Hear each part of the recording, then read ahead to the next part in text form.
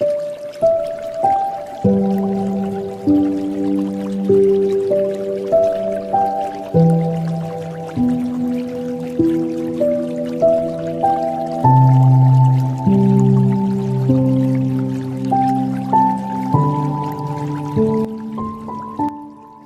evening, ladies and gentlemen. Welcome to Bhavan's webinar series.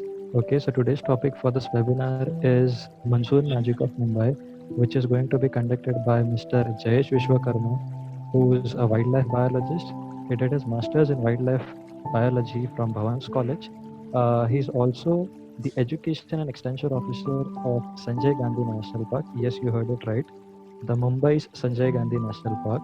He has been participated in several wildlife surveys which have been evolved by training Mumbai Police Forest Range officers of various states of India. Okay. Uh, he was in a team member of Impact Assessment Study team along with GICA Japan. He was involved in designing a competitive exams for kids and environment. Okay. So yes, we have an amazing speaker today, and the topic is Monsoon Magic of Mumbai. Make sure all the participants, you need to mute yourself for this undisturbed session. And if you have any questions, you can type it down in the chat section. We'll have a question answer session at the end of a session. Okay. So over to you, Jayesh sir. Okay, thank you, Pankaj. Am I audible to everyone? Pankaj, am I audible? Yes, absolutely. You can Should I go on. start or are we waiting for more participants to join? So you can start. Okay, fantastic. First of all, welcome to the lecture, and it's great to see all of you guys joining this lecture. As per, whatever communication I had with Himanshu sir, he just told me the presentation should be very basic. So basically, after studying wildlife, talking basic or at the very basic level, it becomes very difficult with the general audience. But I'll start my presentation. Basically, you can look at the picture. This is a picture of monsoon. This is trying to depict what exactly the monsoon magic is. Basically, what exactly the monsoon magic is. Because if you go in at this place during the dry season, it's completely dry. There'll be not a single tree or anything which will be, or a grass or anything which will be easily visible. But because of the monsoon, because of a few shower, what exactly happens is what you can see in the image. So basically, I'm not going to talk something very difficult or too much of scientific. I'll be talking very basic about what changes happen in the forest areas during the monsoon period and what all species we see during the monsoon. Now, looking at the picture, there's a yellow color beautiful flower. What you can see, it's basically called as sonki, or also known as Cenonaceae bombayensis. Now, these are whatever flowers I'm going to show you, they'll be there out only for a very specific period. After a specific time being, after 1 month, 2 months, 10 days, 5 days, 15 days, depending upon species to species, the hope of this plant will completely go off from that place. Okay, so this is a Cenonaceae. This species you will find in and around Bombay. You can go till Mahabaleshwar and all the places. This species is very commonly found, very commonly distributed across the rocky areas and the rocky habitat basically. So basically, what is monsoon magic? So monsoon magic, you can look at the image. This is a pod. There are two pods. Before monsoon, it is completely dry, and once the monsoon comes, you can see from the pods what exactly the magic which is happening with the pod is. It's all because of the monsoon. Because of the monsoon, what is happening is that the pod is changing its color as well as it's growing.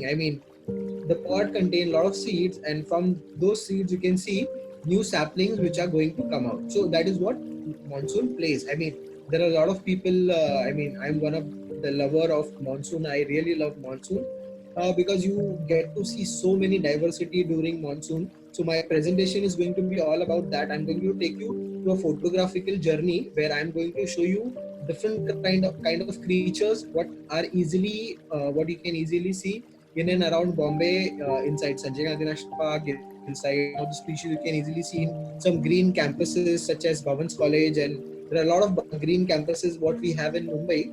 So I am also going to give you a list of those, if you are a student or if you go to some other college, you can actually come to know which campuses are very green and what are the nearby areas which you can visit as a biodiversity hotspot areas. Okay, so basically, I'll tell you a little bit about Mumbai. When you talk about Mumbai, Mumbai is basically different island because when we talk about Mumbai, there are 7 islands. What you can see, it's from Mahim, Parel, Worli, Mazgaon, Malabar Hill, Bombay, Old Women's Island, and Colaba. These are the islands. Basically, when all these islands came together, that's how the Mumbai is being formed. And Mumbai is basically divided into 3 parts. What you can see, there's North Mumbai, Central Mumbai, and there is South Mumbai. So I'm going to give you multiple hotspots area where you can be, whether you have been in South Bombay, whether you stay in Central Bombay or you stay in Northern Mumbai, you can exactly go to those places and look for biodiversity hotspot. I mean, look for more biodiversity such as different kind of flora and fauna. Okay, so basically, starting with the basically, if you look at the geography, we are basically situated in one of the highly biodiversity hotspot area, which is called as Western Ghats. So when we talk about India or the whole biogeographical areas of India, basically India is divided into 10 different parts, and out of this 10 to out of this 10, there are 2 highly diverse places. First is the Western Ghats, and the second is Northeast India. So you can look at that we are so lucky that we fall in the belt of the Western Ghats. So basically, when we talk about Western Ghats, it starts from the northern boundary of Dangs, which is in Gujarat, and it goes till down south till the end we can see. And then basically we have the only one city in the park. Like if we talk about anything, any city, I mean any city which has a park, there are hardly 4 countries which have which have national parks inside their city. So I would like to tell you guys, when I'm talking about national park, it is national park. It does not mean a park. There's a difference between park, garden, and national park, because since so many days, there are a lot of people who are emailing me, messaging me, calling me. So they are asking why the park is not open, why the park is not open. People, the government says the parks and the garden will be open, but people don't understand there is a huge difference between a national park and a park. Park is something which is a man-made kind of a thing, and when we talk about national park, it's basically a natural forest or a natural reserve where we are trying to protect various kinds of animal. And we are very lucky that we have Sanjay Gandhi National Park inside Bombay, and we also, there are a lot of people who call it lungs of Mumbai. Why lungs of Mumbai? Because they support huge amount of green area. I mean, technically speaking, huge amount of oxygen what we are getting. Like Mumbai, whatever 70% of the oxygen we get, it's basically not from the forest, it's basically from the sea, because of the various type of green algae which are there, which are present inside the sea. Since being very close to the coast, we get a huge amount of algae which exactly they are absorbing the carbon basically, and giving huge amount of oxygen to us. And rest other 30% of the work is done by the Sanjay Gandhi National Park or Tungareshwar, or you can say RML colony area, which is another eco-sensitive zone. So again, we are very lucky that we have various habitats such as hills, rivers, creeks, lakes, islands, and sea as a natural feature of the city. We are very lucky to have very different kind of habitats, and this different kind of habitats are supporting different kind of biodiversity. So we are going to start with the biodiversity.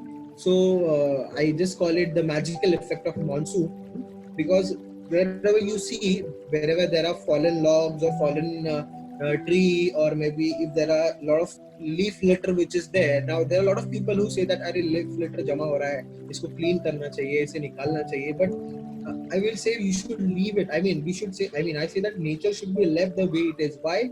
Because in nature nothing is waste. Even the fallen leaf litters. Now you can see my first picture, second picture, and the third picture. So you can see that all these 3 beautiful, one of the very beautiful fungi, or the species which belong to the fungi group, are exactly growing on the leaf litter. So they support huge amount of fungus. Now, what exactly fungi or fungus is? Very primitive species, and I'll give you one example. If you look at this, if you look at this species, the first one, it is called as powder puff. Now, why it is called as powder puff? Because when you actually poke inside it, there'll be, and if you actually try to poke inside it, when you try to press it from outside, there'll be huge amount of powder-like spores which are going to fly in the air, and once they go and wherever they settle, they're going to lead into another new creature. Okay, and then looking at the down one, which looks like a star, it's a very beautiful mushroom, or you can say very beautiful fungi. This species are, they come out for only very limited period, like hardly for 5 days, 10 days, maybe 3 days also. Like if you want to see yellow one, this is called as shuttlecock. Now why it is called as shuttlecock? Because if you look at the structure, or if you look at the pattern, it actually looks like the shuttle what we, I mean, it looks like the cock what we play with the shuttle. So basically the naming is given on the basis of how their appearance is, how do they look like, as well as they are very important to our environment. Now the question comes, what they do, I mean, what ecological roles they play. Now looking at their ecological roles, they are the very basic creature which do a very important process which is called as decomposing. Now after, when a log or when a tree falls down, what happens with the tree? There are a lot of species of them which take over them. Now you can look at this picture, the second picture, the third picture, and the fourth picture. Now you can see multiple logs are having multiple species of this fungi growing on them, and they are really very important. And as well as there are huge amount of medicinal values which are being produced from them. They are also, some of them are also edible. Now there are a lot of people who do mushroom cultivation inside their house or into their farms. They can easily earn 30 to 40,000 rupees out of which, and it's a very good hobby. Like there are a lot of people who do mushroom cultivation. Now looking at this image, this is basically a dead man's finger mushroom, or also called as xylaria. Now why it is called as dead man's finger? Now recently, I don't know, you guys must have seen or not, I mean, I'm observing this since last 2 days. There are people who are sharing one image where there's a wood, and below the wood there are a lot of fingers are being shown, and it looks like there is somebody who's dead and their legs are being stuck there and the fingers are coming out. But exactly that is not somebody who's dead. That is exactly this dead man's finger, which is called as dead man's finger fungi, or again very common like anywhere. I mean, I have seen this in the Bhavan campus. Since I was a student of Bhavan's college, I've explored a lot of area. I mean, all the areas, all the biodiversity. Since I've studied almost 5 years in Bhavan's, I've spent. So basically, this is xylaria, and then again, this is another species. Again, looking at this species of fungi, these are very beautiful species. I mean, there are also some species which are called as which are bioluminescents. Now, bioluminescence means they glow in the night. So basically what they do, why do they glow, is basically to attract a lot of pollinators. Now looking at this fungi, they have huge amount of connection with a lot of species of fruit flies. I mean, there's not too much of study which has been done on the connection between the fruit flies and them, but most of the time we have observed that there is a lot of connection between this fungi and a lot of flies, such as fruit flies or maybe the mosquitoes and other flies. They have huge amount of connection between them, and there are a lot of species which are also bioluminescent in nature. Bioluminescent means they glow in the night time. They prefer to emit light. If you actually go in the night and you see them, they are actually glowing. They are throwing out light. As well as you can see, there is this species which is collecting water, which is called as funnel mushroom. Basically, they're collecting water. They need a lot of water to just digest or decompose the wooden logs and the fallen logs. Okay, we'll just go to the next slide. Again, looking at these beautiful flowers. Now again, if you want to see these flowers, you have to go out in the monsoon. I mean, so the first image, this species is actually called as crinum lily. This is another very beautiful species found inside the forest areas, and they are always found near the streams where there is flowing stream. As well as, the very important thing about this crinum lily is that they are only out for 5 to 10 days. After the first shower of the monsoon, they will come out for 5 to 10 days, and after 5 to 10 days they will completely vanish and they will come out after next year. Now when we talk about this lilies are basically, they don't have seeds, they have bulbs. So their bulbs actually move so they are actually growing near the stream, is because they move with the water. Wherever there is a stream, wherever the stream is moving, the stream will actually, and the flowing water will take away the bulk of the lilies, which will help them to grow. And again, second very beautiful species, this is wild turmeric.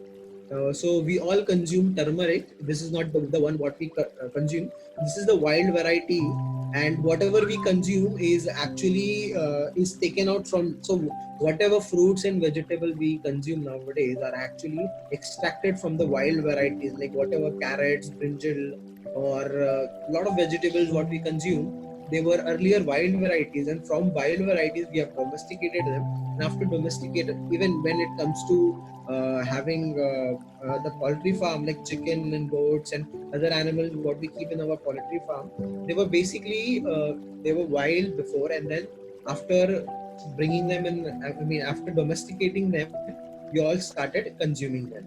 So again, this is wild turmeric, or also known as hill turmeric. So if you look at this, this is the whole part is not the flower, the only the one which has yellow color. If you see the yellow color, like which has a base of yellow color, and if you actually observe them clearly, it looks like there is a bull's head inside. Okay, so that is that has actually the pollen grains on them. And the other areas, like on the top areas, such as the other pinkish areas, are basically bracts. Those are not flowers, those are part of the flowers. They have bright color to attract other insects. Okay, and then looking at the third image, this is a very beautiful species called as balsam, or garden balsam, or also known as impatiens balsam, because if you, there's a very small circular like tube like structure from which the flower comes out. If you actually press them, it quickly opens and it runs out. That is why it is called as impatiens. They don't have patience. If you try to actually press them, they will actually burst out and open. So again, very beautiful species, very common species, found everywhere. Like I've seen it very commonly in the Bhavan's campus. I don't know whether it is visible now or not, but when I was studying 3 years back in Bhavan's college, I could see them very easily. So again, very common species, very beautiful species, found only for, let's say, 1 month, or let's say 30 to 45 days out, and then after, once the monsoon goes out, they are completely vanishing. Now again, the fourth one, what you can see, I mean the below the image, this is chlorophytum, or edible chlorophytum. They are again very beautiful species, found during the monsoon season only. And if you want to see them, they are very forest specific species. They'll be only found during the monsoon and inside the forest area. As well as you can look at the picture. The picture is exactly taken near a rocky area, or near a rocky habitat. Okay, and so basically again, these guys are also they are also commonly known as edible chlorophytum. And these are a plant which is very small in size. They don't grow very big in size, and they're very medicinal, highly medicinal. Now moving to the next image, this is the white color flower. What you can see, it's actually called as costus, or also called as spiral ginger. It's not the ginger what we consume, it's a spiral ginger. It's a wild variety which is highly medicinal in nature, and diabetic treatment which is extracted from this plant. And again, these species are perennial. They'll be there out for 3 to 4 months, and once 3 to 4 months are gone completely, they'll be also. Looking at the last image, this is a flower called as sesame, or called as bell-shaped flower. Now, if you look at the flower, it looks like a bell. It's look like a bell. So that is why it is also called as bell-shaped flower. And again, it's sesame what we actually consume. If we talk about again, this is a wild variety of sesame. Again, whatever we consume, sesame is basically, there's black sesame, there is white sesame, and again, a lot of them are easily available for us. And again, they'll be found only. So I have seen them.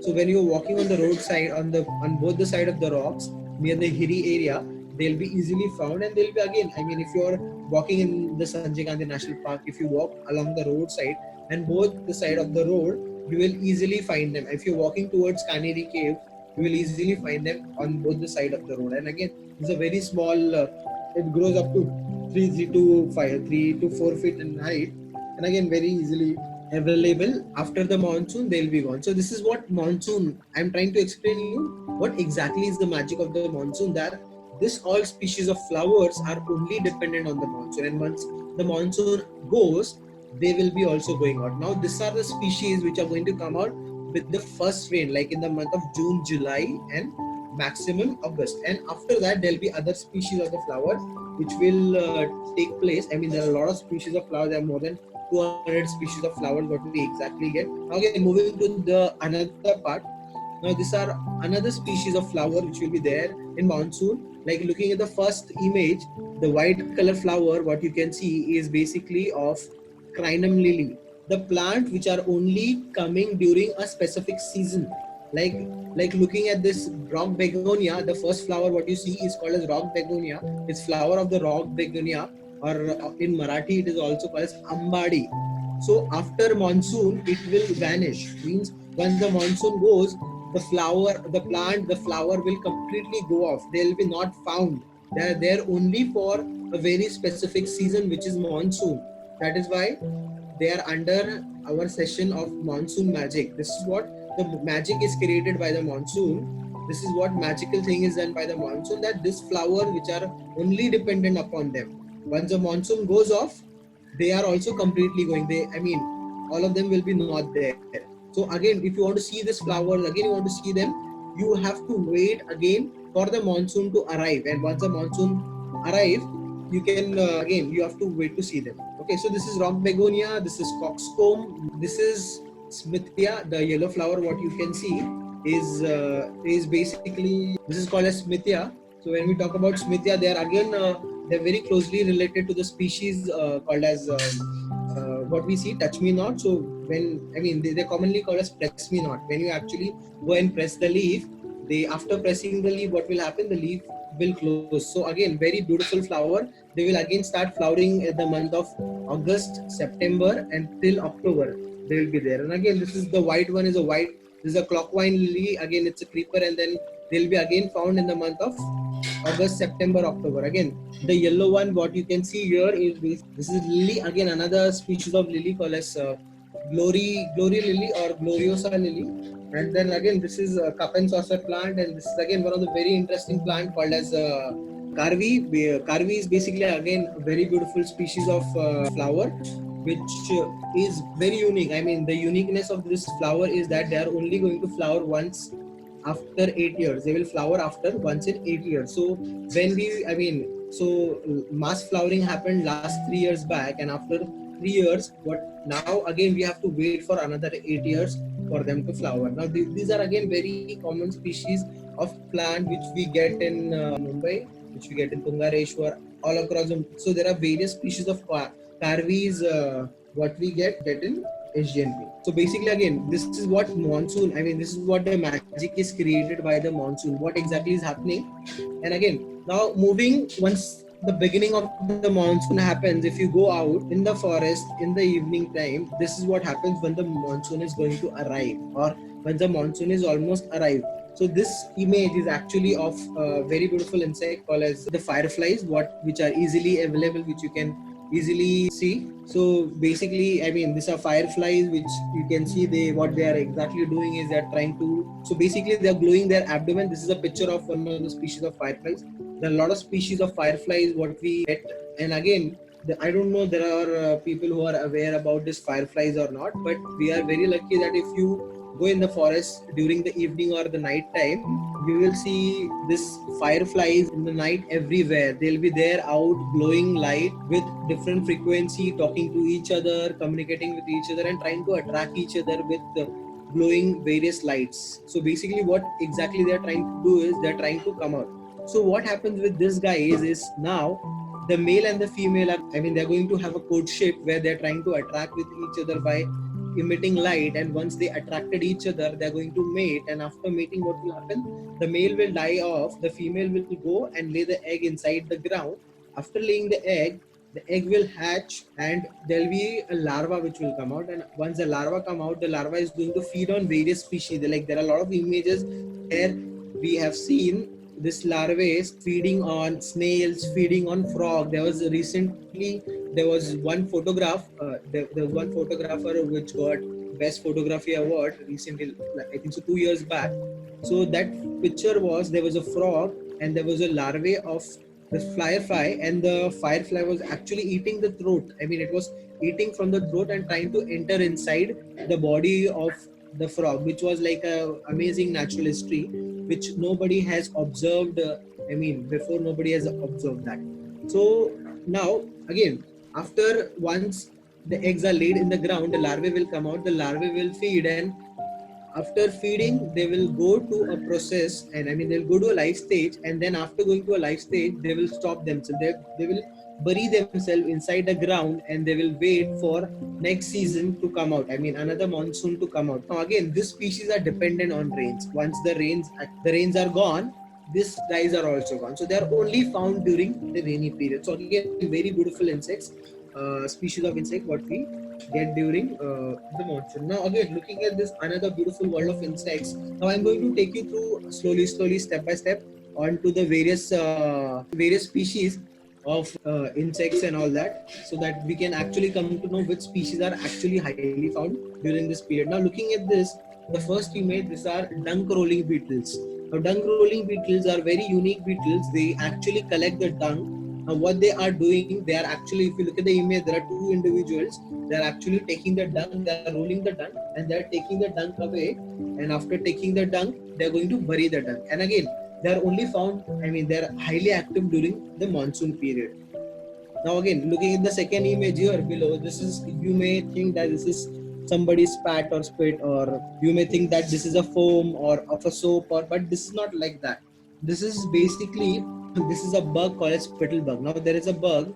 What the bug is doing is, if you actually blow inside this, you will see there will be a female bug and there will be young ones of those bugs. So what exactly the female does is, the female is creating a froth, or froth, and inside the froth, the female is going to hide their babies to protect themselves from other predators. So this is again a very beautiful behavior.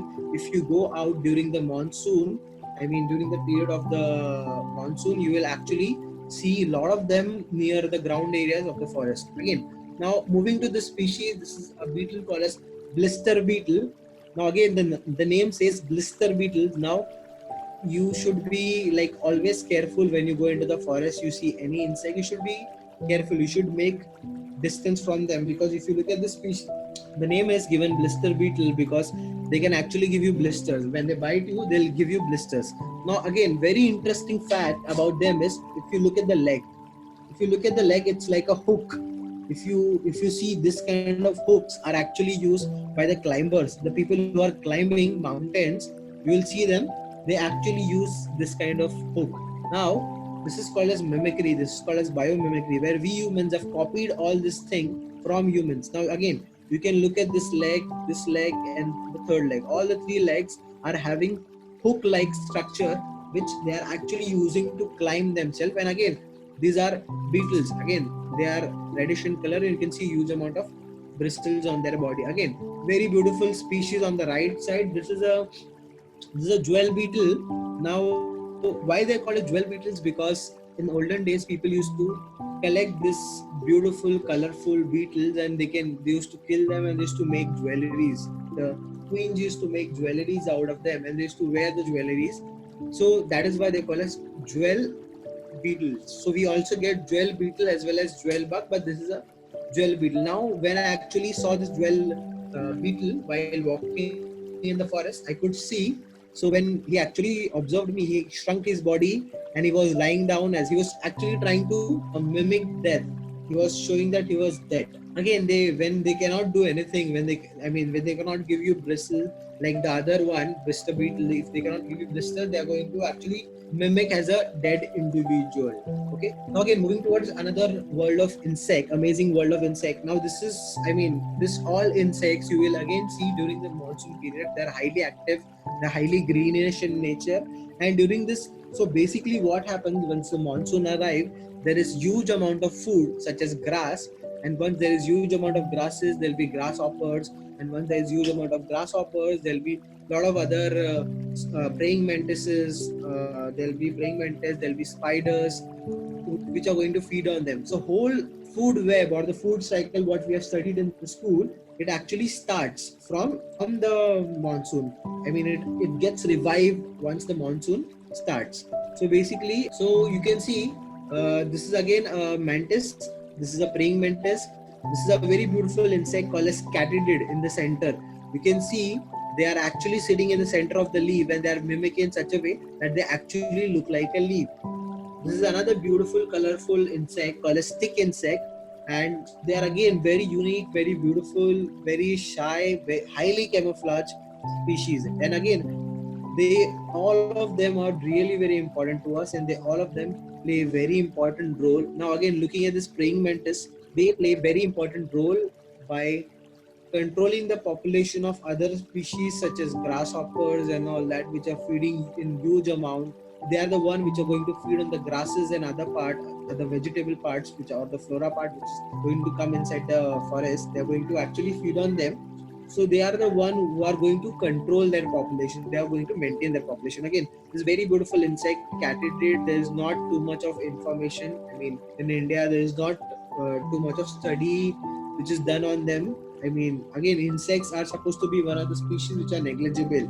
We, I mean, in India, we are focusing more on others, higher species, higher mammals, where we are spending huge amount of money to protect them. But again, this smaller species again play very important role. Again, you can look at this stick insect. It actually looks like a stick, and it is greenish in color. And it is actually very difficult when you go into the forest and spot it. I mean, to spot them, it's very difficult.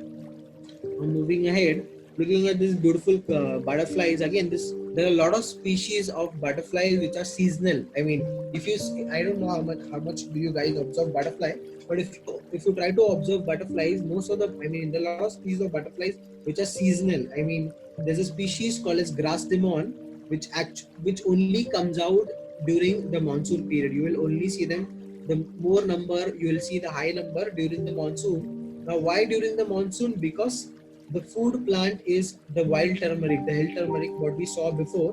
So the hill turmeric is the host plant, and once the monsoon goes off, the hill turmeric and the species also goes. So you'll not see them during those season. Again, I'll quickly run through these names and butterflies.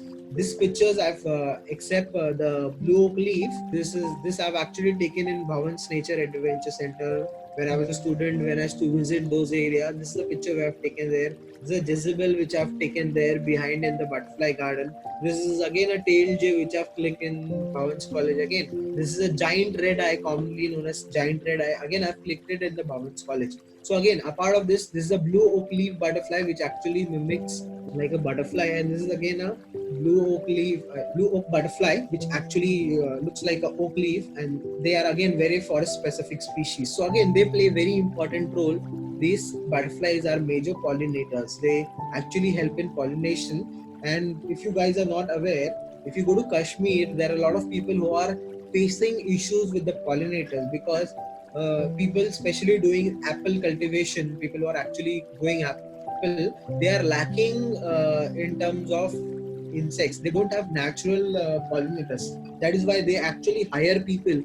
They actually hire humans to take one flower and go do. I mean, they take, you hold one flower and take another flower, and you actually try to pollinate by your hand. So this is what we have to do if we lose this beautiful species of butterflies. I mean, butterflies, insects, which are major pollinators. If we lose them, we are definitely going to be in a big trouble. So we should, I mean, we should make sure that we are actually protecting them, we are actually conserving them, and we are taking care of them. And there are a lot of these species which are actually, they are host specific. Host specific means they all are going to have a specific plant as their host plants.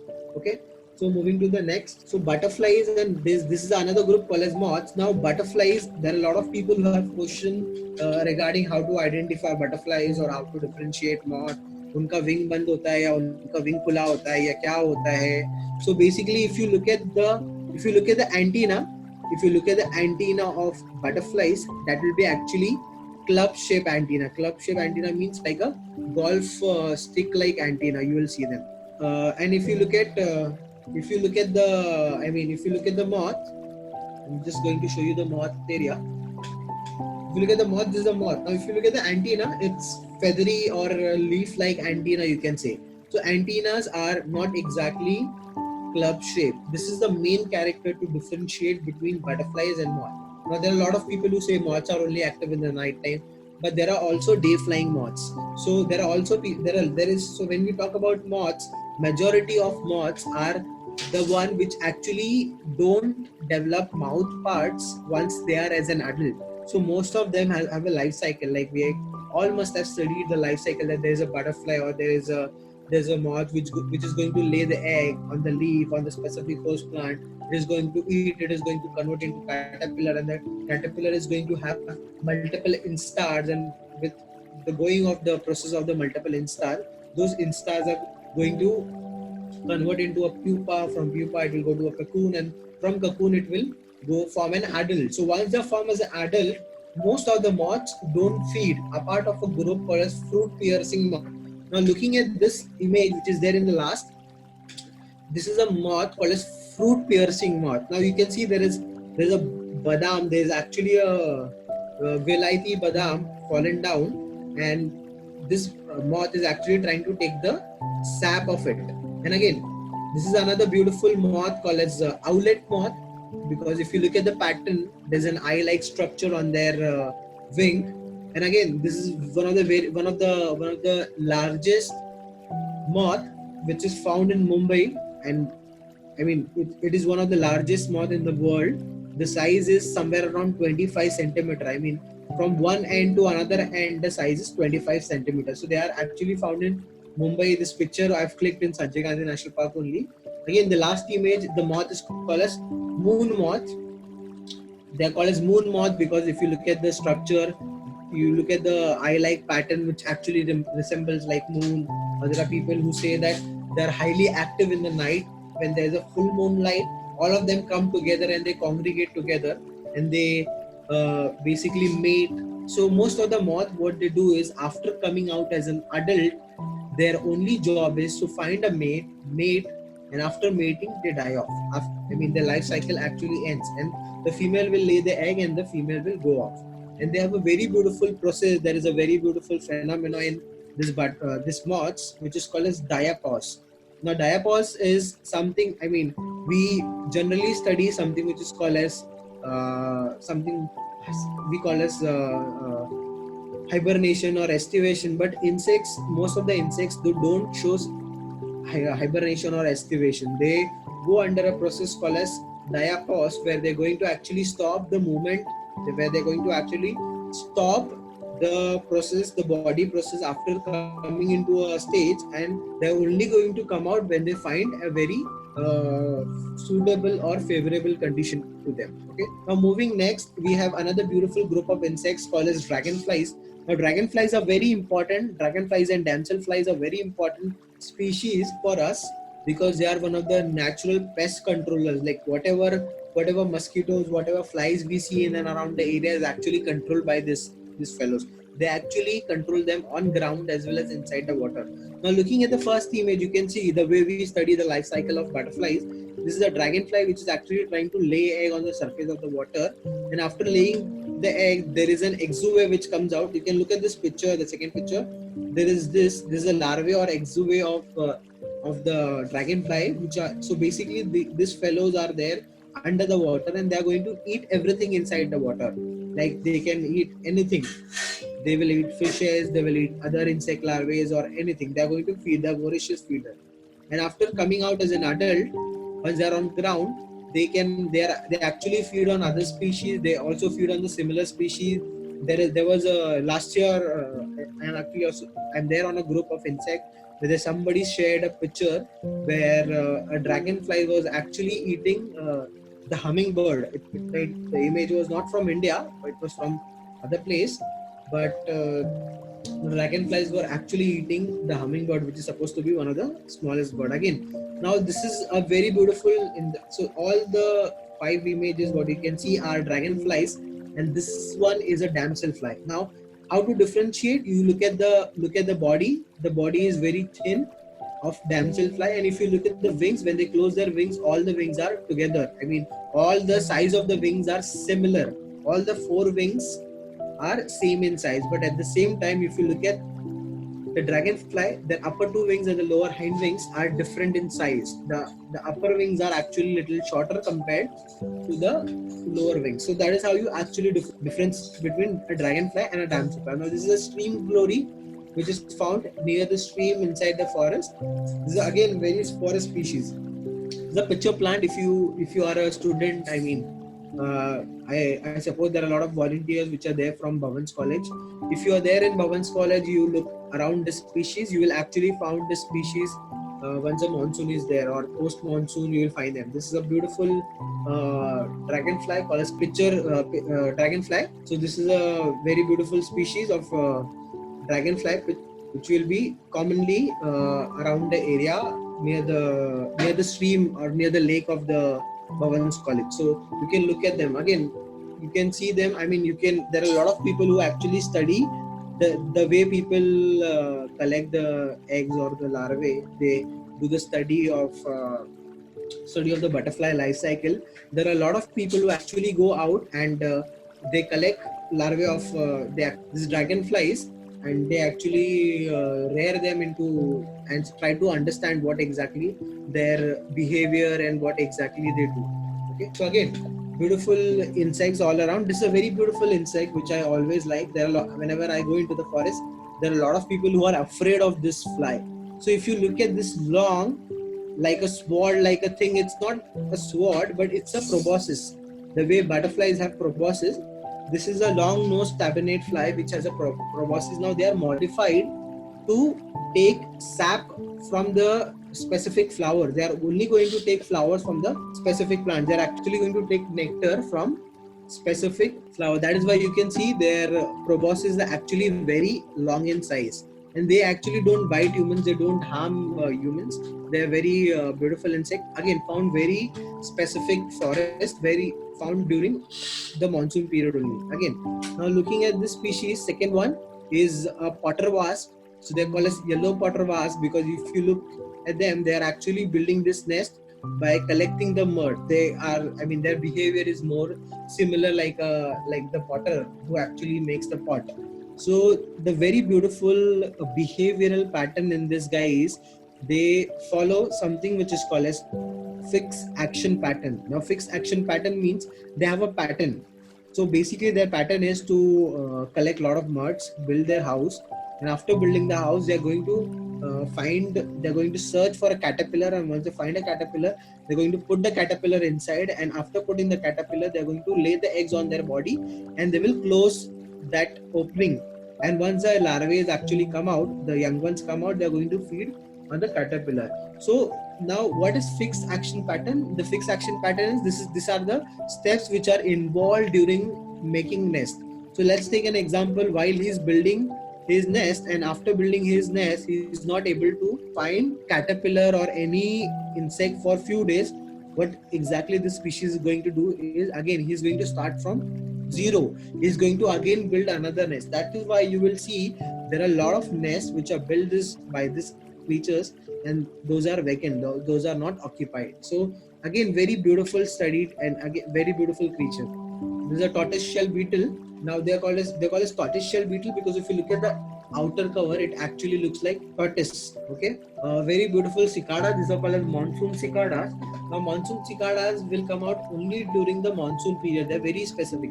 I was talking about diapause, that there are a lot of insect which goes inside and they only come out when there is a favorable condition. Now this cicadas, there are a lot of research which is done on them, and there was a paper which says that there was a cicada which was buried inside for 40 years, and after 40 years he decided that this is a favorable condition or the favorite time to come out. So now by favorable condition or favorable time, I mean to say the favorable condition for them to breed, the favorable condition for them to get a good mate or get good food availability, that is the time when they're going to come out. Okay, now again, very beautiful species of spiders. Moving quickly, again, these are the predators, the top predators of the forest when it comes in terms of the world of the arthropoda world. These are one of the top predators. Now the first image is a giant wood spider. Now the size of the giant wood spider is somewhere around a palm size, your hand palm size, and again this tiny small red one what you see on the top on the belly is actually the male. Now the males are actually very smaller in size compared to the females what we actually see. This is signature spider, the second one. You can see the signature marking which is present in the web. Again, very beautiful species of very beautiful species of spider found mostly during the till post monsoon they are present. Once the monsoon, I mean till December, you can see them in more number, and once December goes up, they are also gone. Again, very beautiful species of spider called as wood spider. They are again found in the woods on the barks of the tree. And again, if you see a tiny red individual here, that is again the male, and this is the female. The females are very big in size compared to the male. Now again, looking at this spider is called as a crab spider. Now why they call us crab spiders? Because the abdomen is like a crab, or they actually resemble like crab. And a very unique thing about them is that they don't make their own nest. They are not going to make a web, sit in the corner of the web and wait for somebody to come. They are actually going to hide into a flower which is similar to their color, and after hiding there, whenever there's, so this is a butterfly which came to take the nectar, and once the butterfly was there to take the nectar, it was actually eaten up by the spider. Again, a very beautiful tarantula. Now this tarantula is again bigger than my palm size. It will be somewhere around 15 to 16 centimeter in size. This is an Indian wallet tarantulas. Again, highly active during the monsoon period. Once the monsoon goes off, and by the end of the monsoon, I mean during this period, they are going to breed, they are going to lay eggs, and they are going to give birth to young ones. But again, very common in the forest areas. Again, you will find them easily in the RML colony, Matungareshwar, or Sanjay Gandhi National Park. The whole belt, you will find huge number of diversity of the species. Now, moving quickly to other species, is that this is another very beautiful species of very beautiful species from the taxon group of frogs or amphibians. They actually come up once they will start calling out before the monsoon arrive. Now you look at this. Look at the first image. This is a bullfrog, and they have something which is called as vocal sac. Now, with the help of the vocal sac, they are actually collecting the noise, or they are actually calling out for the partners. Now, most of the males are actually going to have vocal sacs, and females don't have. And again, comparative in terms of size, you will see that males are smaller in size compared to the female. Again, looking at this species, if you look at the toad, this is a toad, actually is a common Asian toad or Indian toad. What you find, this picture I have actually taken on the road in the night, somewhere around 2 o'clock. So while walking, I was actually working on my MSc dissertation, and while working on my dissertation, I used to be out in the night till 3 o'clock, 4 o'clock. And when I was coming back, I could see there was a lot of calling which was happening. There were a lot of toads which were there calling out, and I could see them meeting on the road. As well as you will see that there's a lot of roadkill which happens during this period. Okay, now this is a froth. This is a froth of a tree frog. This is a tree frog, common tree frog. This is again a fungoid frog. This is again a burrowing frog which is calling out. The tree frog which is found. Now you can look at the digit. I'm going to run quickly because we are short of time. Now again, moving to the group of reptile, we have all the species of reptile which are found. This is a very beautiful chameleon which is again highly active during the monsoon period. And this is king, basically what we call as Sapki Mosi in commonly. Again, crocodile which are very commonly found near which Powai area. If you stand near the Powai lake area, actually see them very easily. So again, this is a monitor lizard, what we get very commonly, very easily in all the areas. Again, very beautiful species of gecko, which is called as leopard gecko. Now, the geckos are basically what we call as chipkali or pal commonly, what we also get inside the house. So that is the house gecko, but there are a lot of species of geckos which are there in the forest areas, okay, which we can easily see. And again, you can see this. This is a very beautiful species of chameleon. As of we know that chameleons have the capability to change their color depending upon the area where they're actually moving. So when I saw the species, actually I was working in my office, and there are multiple areas in the forest. There was one of my guard who called me, and he was like, "Are udhar kuch to hai, chipkali hai, chameleon hai, kuch to hai, aap aa jao." So I just ran out of my office with my camera, and I could see this, and I've seen, actually I have multiple pictures but I cannot use it, but then I could see this individual moving from one area to another area, changing its color. And again, you can look at the tail. The tail is being curved in such a way that actually most of the species which are good tree climber, they have good tails, strong tails, because the tails are useful for balancing. Okay, so now moving quickly to another slide. Again, very beautiful bird species which we get during the monsoon period. We know about bird migration, and we only think that the migration happens during the monsoon period. Sorry, during the winter period. But then again, these are the species which actually come to our place during the monsoon. Now, this is again a pitta which comes. I mean, I was really amazed when I've gone to Bhavans this year, and the pitta went flew from next to me. I mean, it was a very beautiful experience. Again, a very beautiful bird called as pied cuckoo. Pied cuckoos are again they're called as, so people say that they actually fly ahead of the rain. So once you see spotting this bird near your areas or the area where you see, you will be definitely I mean, you can actually say that the monsoon is arriving. Another very beautiful species, we get a lot of species of kingfishers, but this species is called as oriental dwarf kingfisher, or also known as three-toed kingfisher. What we get, and they are one of the very beautiful species. You can look at the beak; there is a lot of mud, and this individual was actually building a nest. We had spent almost 4 hours to search this bird in the forest. Again, looking at the other groups, there are mammals. There's spotted deer, there is sambar deer, there's a fruity. I mean, there's a bat, there's a flying fox bat. There's a tom-bearded black bat, which is again found in Asian Sea. Now, bats and other mammals are very important for us. So I think Pankaj has already taken a session on mammals, so I will not talk too much on mammals. I'll quickly move to the urban hotspots in terms of flora fauna. So there's mangrove lakes. This you can actually click a screenshot of this if you guys are interested, or if you want me to send these areas, I can send you those areas, so you can figure out nearby areas where you stay, and you can start visiting those areas. You can start documenting whatever urban hotspots you have. Apart of that, there are a lot of websites which you can use to upload this data if you guys are interested.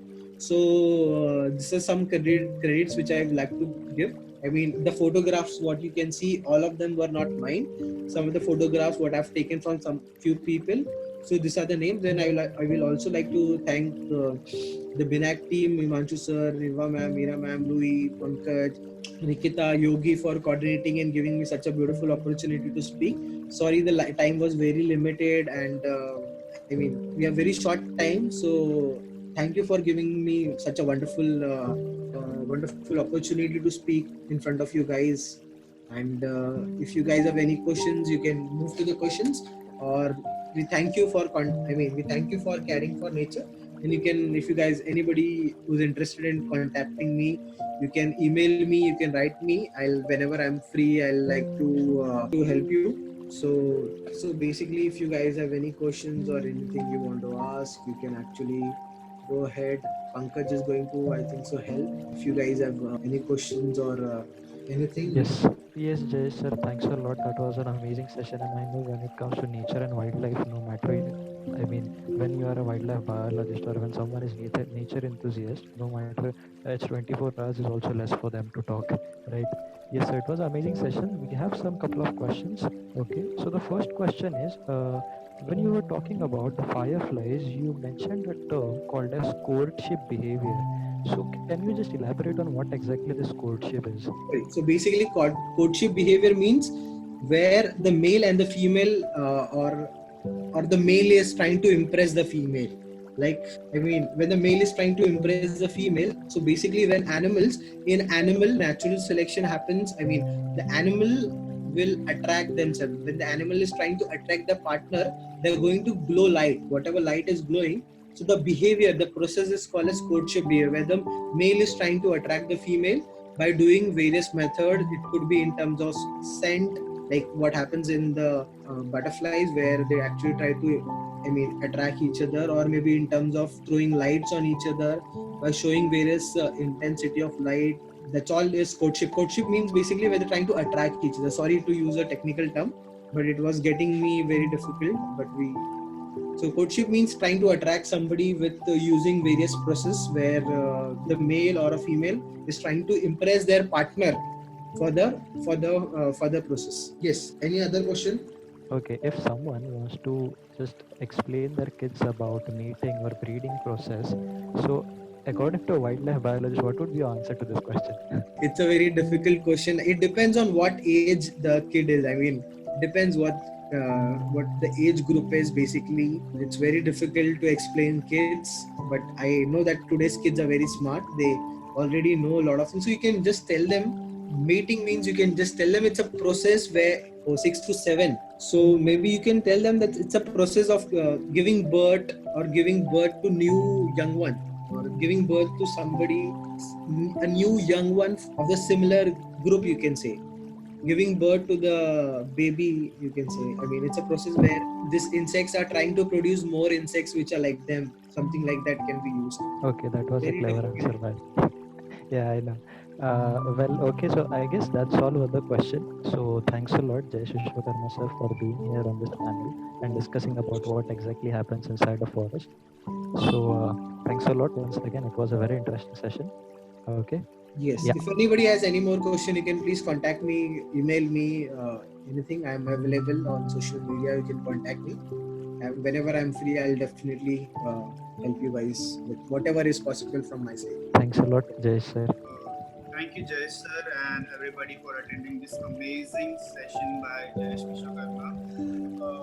We would like more and more to connect with more sessions, which we'll be having soon, next week and during this month. So stay connected with Pawan's Nature and Adventure Center. Thank you all. So you guys can lead the meeting now.